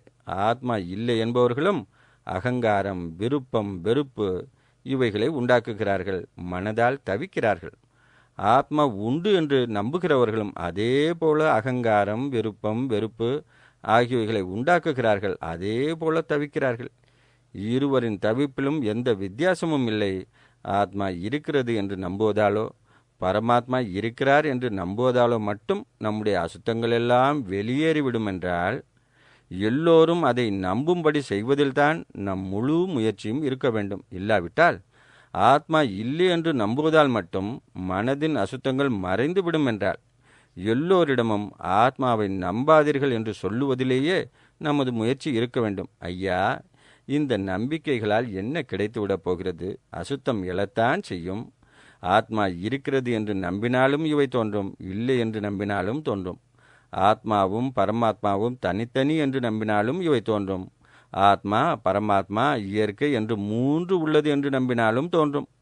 ஆத்மா பரமாத்மா இரண்டும் ஒன்றுதான் என்ற அத்வைதவாதத்தை ஏற்றுக்கொண்டாலும் இவை தோன்றும். இந்த வாத விவாதங்களில் என்ன இருக்கிறது? ஏன் குழம்பிவிட்டோம்? 2000 வருடங்களாக பாரதத்தில் இந்த சம்பிரதாய நம்பிக்கைகள் தர்மத்தை மறைத்து விட்டன. தர்மத்தின் சுய உருவம் என்பது விருப்பு வெறுப்பு இல்லாத பாதையில் சென்று மனதை எப்படி சுத்தப்படுத்துவது என்பதுதான். இது நடக்கவில்லை என்றால் அது ஏமாற்று வேலைதான். இதிலிருந்து ஒருவர் எவ்வளவு விரைவில் வெளியே வருகிறாரோ அவ்வளவு விரைவில் இலக்கை எட்டுகிறார். இலக்கு நம் மனதை விருப்பம், வெறுப்பு, மயக்கம் என்பவைகளில் இருந்து எப்படி விடுபட வைப்பது என்பதுதான். இல்லை என்றால் நம்மோடு துக்கம் என்பது ஜென்ம ஜென்மங்களாக கூட வரும். இந்த பிறவியும் துக்கம், அடுத்த பிறவியிலும் துக்கம்தான். மானுட பிறவி கிடைத்திருக்கிறது.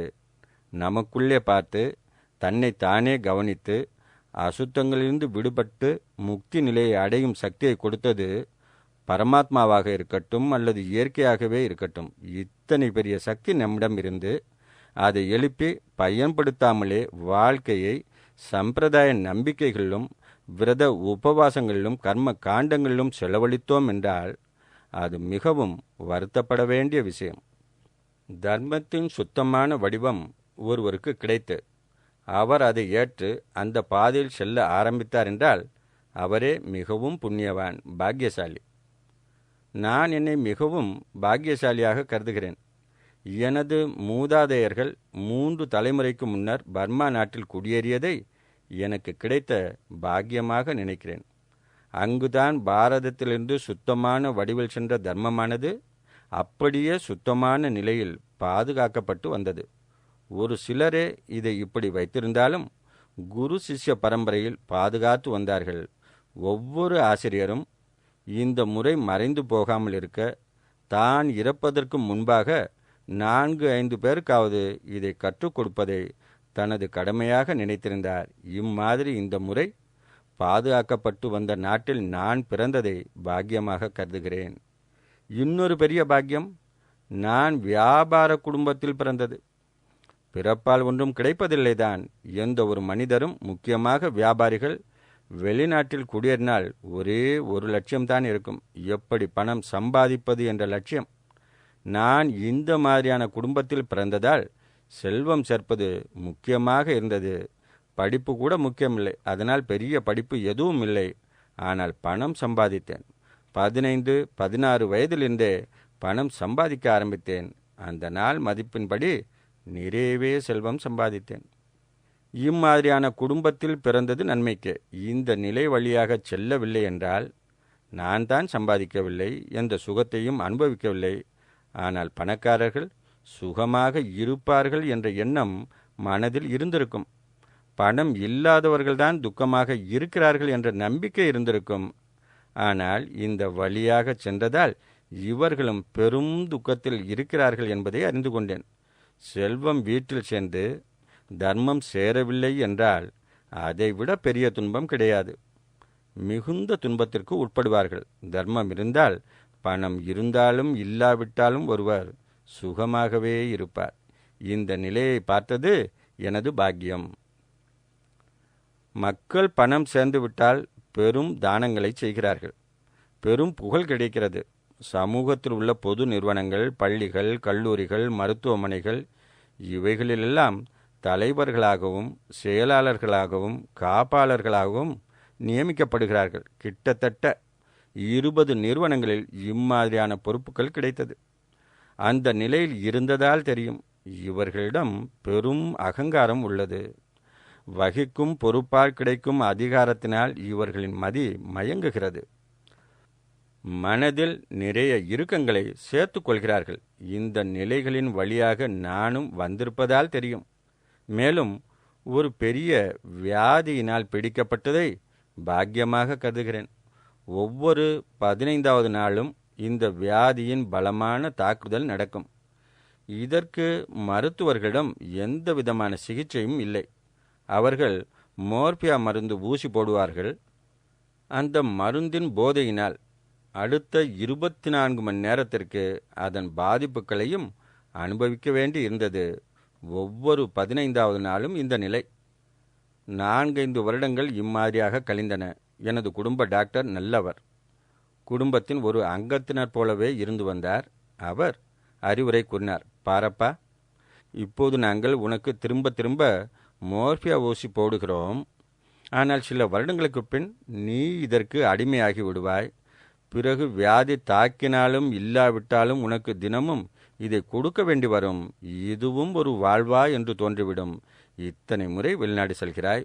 ஒரு முறை வேலைகளை மறந்து உனது சிகிச்சைக்காகச் செல். உன் வியாதிக்கு மருந்தே கிடையாது என்பது எங்களுக்கு தெரியும். ஆனால் இந்த மோர்பியாவிலிருந்து கட்டாயம் வெளியே வரலாம். வலியை குறைப்பதற்கு வேறு ஏதாவது மருந்து கிடைத்தால் உனக்கு நன்மை உண்டாகும் என்றார். அவர் வார்த்தையை கேட்டு பயந்து வெளிநாடு சென்றேன். பல மாதங்கள் Switzerland, Germany, England, America, Japan என்று பெரிய பெரிய டாக்டர்களை சந்தித்து நிறைய பணத்தையும் நேரத்தையும் வீணாக்கினேன். வியாதி பெருகிக் கொண்டேதான் இருந்தது. மருந்தின் அளவும் அதிகரித்தது. வியாதியிலிருந்து விடுதலை கிடைப்பது ஒரு புறம் இருக்கட்டும், ஆனால் இந்த மோர்பியாவிலிருந்தே யாரும் என்னை விடுவிக்க முடியவில்லை. பெரிய பெரிய டாக்டர்கள் எல்லாம் முயற்சி செய்து பார்த்தார்கள். யாராலும் ஒன்றும் செய்ய முடியாததை நான் ஒரு பாக்கியமாக நினைக்கிறேன். அப்படி செய்திருந்தால் இந்த அரிய ரத்தினம் கிடைத்திருக்காது. அப்போது ஒரு நண்பர், அவரை நினைக்கும் போதே மனம் நன்றி உணர்வால் நிரம்புகிறது. இந்த மனிதரிடம் செல், 10 நாட்கள் அங்கிருந்து அவர் சொற்படி நட. உன்னுடைய வியாதி ஒருவேளை குணமாகலாம் என்று சொன்னார். வியாதி என்பது என்ன? உடல் மன அமைப்பின் கோளாறுதான். மனதோடு இதற்கும் தொடர்பு உள்ளது. இவர் கற்றுக் கொடுக்கும் முறை மனதின் மாசுக்களை விலக்கிவிடும். உன்னுடைய வியாதியும் ஒருவேளை சென்று விடலாம் என்றார். வேறு எங்குமே சரியாகவில்லை என்பதால் நானும் சென்றேன். எனது குருதேவர் சயாஜி ஊபாக்கினிடம் சென்றேன். அவரிடம் சிறிது நேரம் பேசினாலே மிகுந்த அமைதி கிடைக்கிறது. அவ்வளவு பெரிய மகானாக இருந்தார். அவரிடம் சென்று, உங்களுடைய 10 நாள் முகாமிற்கு நானும் வரலாமா என்று கேட்டேன். நான் அங்கு இருக்கும் இந்தியர்களில் முக்கியமானவர்கள் ஒருவன் என்பது அவருக்கு தெரிந்திருந்தது. இது எல்லோருக்கும் தானப்பா. இந்துவாக இருந்தாலும் சரி, யாராக இருந்தாலும் சரி, இது எல்லோருக்கும் நன்மை தரக்கூடிய பாதை. நான் ஒன்றும் உன்னை மாற்றவில்லை. உன் வேலை நீ செய்ய வேண்டும். தர்மத்தின் பாதை எல்லோருக்கும் பொதுவானது என்றார். சரி என்று சொல்லிவிட்டு கிளம்பும்போது அவரிடம் அங்கு வந்ததற்கான காரணத்தையும் பேச்சுவாக்கில் கூறினேன். என்னை இந்த மனிதர் இங்கு அனுப்பி வைத்தார். அவரை உங்களுக்கும் தெரியும். எனக்கு இந்த வகையான தலைவலி ஒன்று இருக்கிறது. ஒவ்வொரு 15வது நாளும் இது என்னை தாக்கும். அதற்காக மோர்ஃபியா எடுத்துக்கொள்கிறேன். இந்த நிலைக்கு மருந்தே இல்லை என்றேன். இதை கேட்டவுடன் குருதேவர் என்னை ஏற்றுக்கொள்ள மாட்டேன் என்று கூறிவிட்டார். மறந்தும் கூட நீ இங்கு வராதே, நான் உன்னை எடுத்துக்கொள்ளப் போவதில்லை என்றார். எனக்கோ ஒன்றுமே புரியவில்லை. பிறகு அன்போடு புரிய வைத்தார். நீ தர்மத்தை அவமதிக்கிறாய் இல்லையா? இத்தனை உயர்வான தர்மம் ஜென்ம ஜென்மங்களாக சேர்த்து வைத்திருக்கும் அசுத்தங்களிலிருந்து, துன்பங்களிலிருந்து விடுதலை கொடுக்கும் தர்மம் இது. இதை போய் நீ வெறும் தலைவலிக்காக பயன்படுத்தலாமா? உனக்கு புரியவில்லை. என்றைக்கு உனக்கு மனதில் அசுத்தங்களை அடியோடு களையவே இந்த முறையை கற்றுக்கொள்ள வேண்டும் என்று தோன்றுகிறதோ அன்றைக்கு வந்தால் போதும். தலைவலி போவது என்பது கூட நடக்கும் விஷயங்களில் ஒன்று. மேலும் மிகுந்த அன்போடு புரிய வைத்தார். சர்க்கரை ஆலை எதற்காக மக்கள் நிறுவுகிறார்கள்? வெள்ளப்பாகு வெள்ளக்கட்டி வேண்டும் என்பதற்கா? சர்க்கரையை தேடினால் வெள்ளம் தானாக இடைவிளைவாக கிடைக்கிறது. நீ இந்த பாதையில் செல்ல செல்ல உடல் மனம் சம்பந்தப்பட்ட நோய்களெல்லாம் தாமாக விலகிவிடும். இந்த இலக்கை வைத்துக்கொண்டு எப்போதாவது வரலாம் என்றார். விஷயம் எனக்கு புரிந்தது. ஆன்மீகம் என்பது மிகவும் உயர்வானது. சுத்தமான தர்மம் என்பது மிகவும் உயர்வானது. ஒரு அற்ப உடல் வியாதிக்கா அதனிடம் செல்வது? ஆனால் நானோ இந்த வியாதிக்காகத்தான் வந்திருந்தேன். அதனால் திரும்பச் சென்று விட்டேன். சில நாட்களுக்கு தயக்கம் இருந்தது. என்ன தயக்கம்? சிறு வயதிலிருந்து படித்து வந்தது என்ன? சுதன்ம நிதனம் சிரேய பரதன்மோ பயாவக பயாவக. அதாவது இன்னொரு மதத்திற்கு மாறுவதை விட தனது மதத்தில் இறப்பது எவ்வளவோ மேல். ஆனால் இதுவோ இன்னொரு மதத்தை சார்ந்தது. இது பௌத்த மதம் ஆயிற்றே. அதுவும் இவர்கள் ஆத்மாவையும் பரமாத்மாவையும் நம்புபவர்கள் இல்லை, நாத்திகர்கள். நானும் அங்கு போய் மாறிவிட்டால், நாத்திகனாகிவிட்டால், அந்த பயம் இருந்தது. பிறகு செய்துதான் பார்ப்போமே என்று தோன்றியது.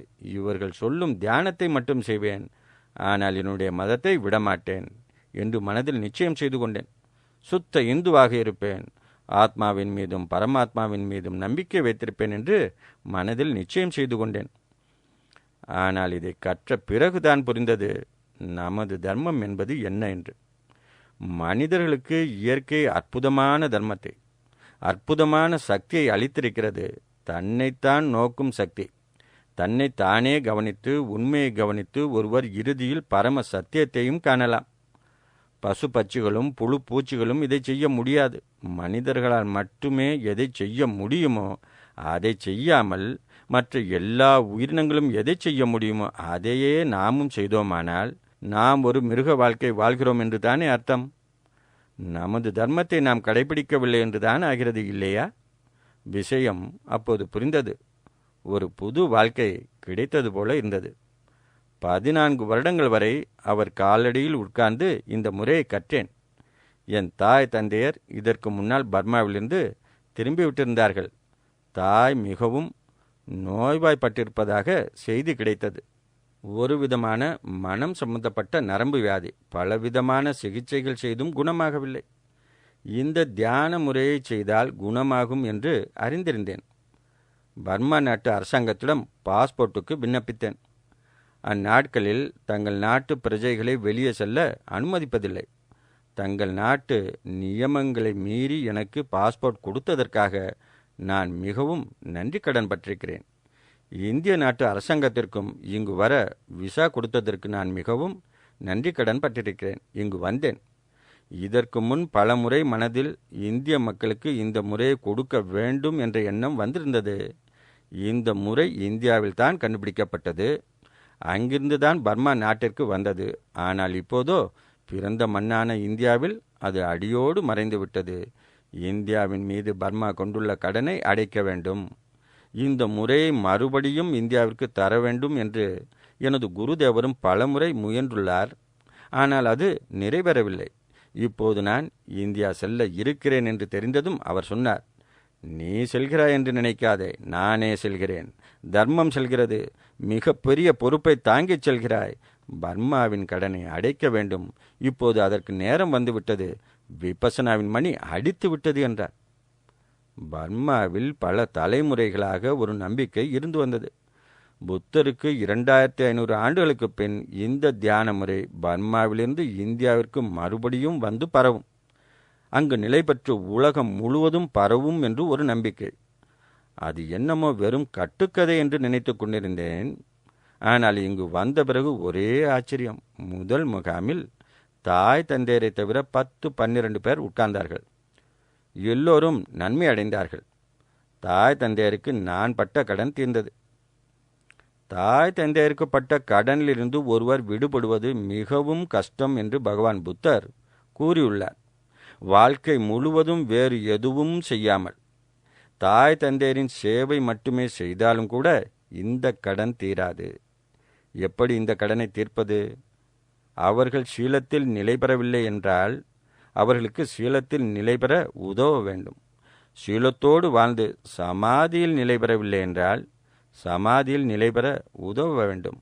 சமாதி இருக்கிறது, ஆனால் ஞானம் உதிக்கவில்லை என்றால் அதற்கு உதவி செய்ய வேண்டும். ஞானம் உதித்தது, ஆனால் அவர்கள் நிர்வாண நிலையை எட்டவில்லை என்றால் அதற்கு உதவ வேண்டும். இது இந்த கடனிலிருந்து விடுதலை பெற வழி. தர்மத்திற்கு ஒரு சுபாவம் இருக்கிறது. ஏஹி பசிகோ, ஏஹி பசிகோ, இங்கு வந்து பார், இங்கு வந்து பார் என்று சொல்ல வைப்பது. அந்த தியான முகாமில் உட்கார்ந்திருந்தவர்கள், எனது தாய் உட்கார்வார், தந்தை உட்கார்வார், அண்ணன் தம்பி உட்கார்வார், இவர் உட்கார்வார், அவர் உட்கார்வார், அதனால் இன்னொரு முகாம் நடத்துங்கள் என்று சொல்ல ஆரம்பித்தார்கள். பர்மா நாட்டு அரசாங்கத்திடமிருந்து அனுமதி வாங்கியது 3 மாதங்கள் தங்குவதற்குத்தான். ஆனால் இங்கு தர்மகங்கை ஓட ஆரம்பித்தது. ஒரு முகாமிற்கு பின் இன்னொன்று என நடந்தது.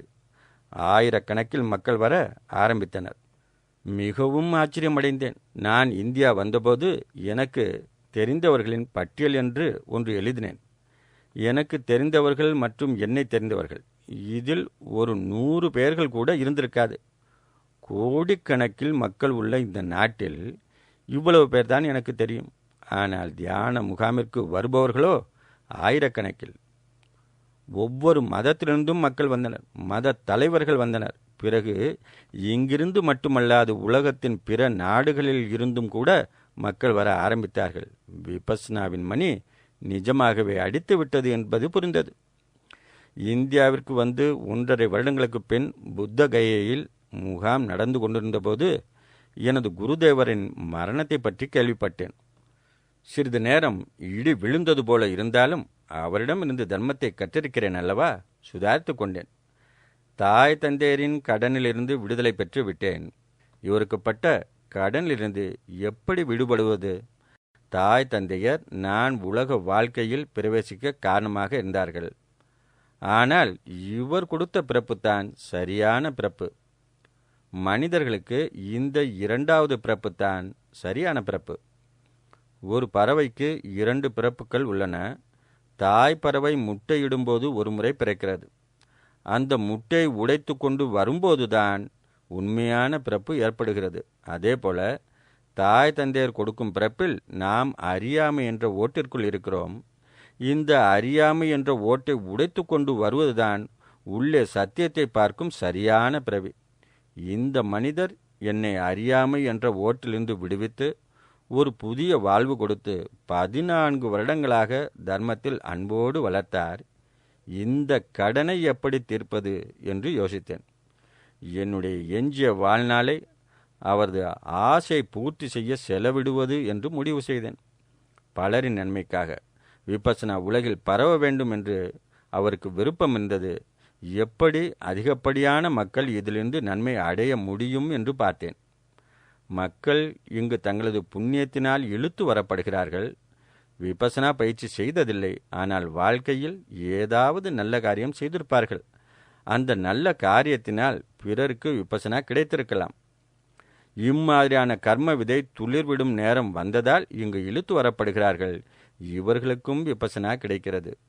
ஆனால் நான் பார்ப்பவர்களில் பலருக்கு விபசனாவின் விதை ஏற்கனவே இருக்கிறது.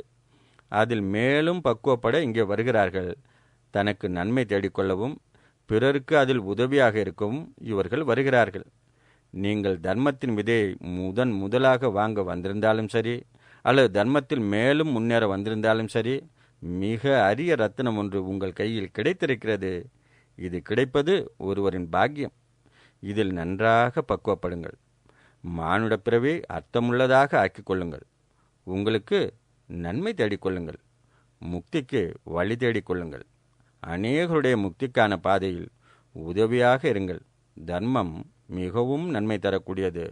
தர்மம் நன்றாக உதிக்கட்டும், நன்றாக பரவட்டும். எல்லோருக்கும் நன்மை உண்டாகட்டும். எல்லோருக்கும் மங்களம் உண்டாகட்டும். பவத்து சர்வ மங்களம் பவத்து சர்வ மங்களம் பவத்து சர்வ மங்களம்.